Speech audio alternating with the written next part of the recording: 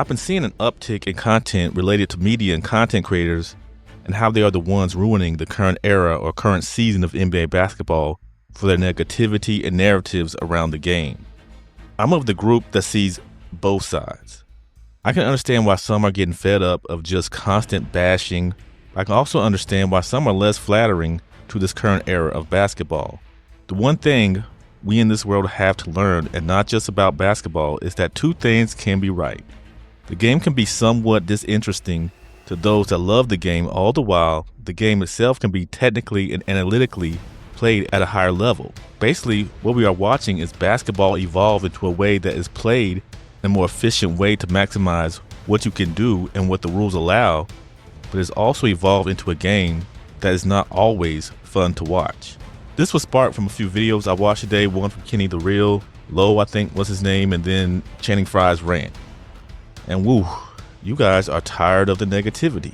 You guys are tired of a game you love being trashed.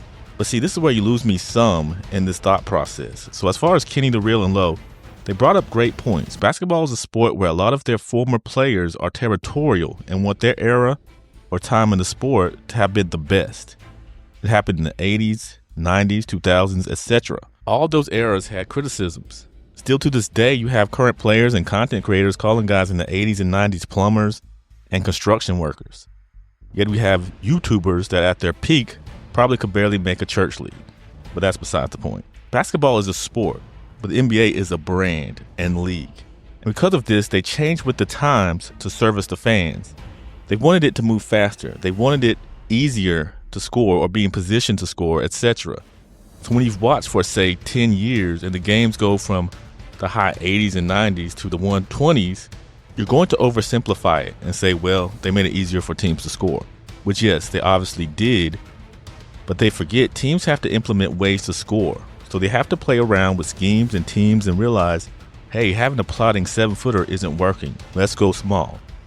And then once they figure it out, other teams follow suit to try to improve their improvement.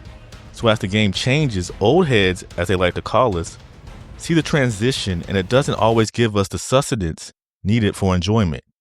It's like your favorite restaurant might change up your favorite dish of the past 10 years to make it healthier or go in a new direction with it. And now it's no longer your favorite dish. That doesn't mean it's bad, and there are plenty of people that still enjoy it. It's just not as pleasing to your taste buds as before.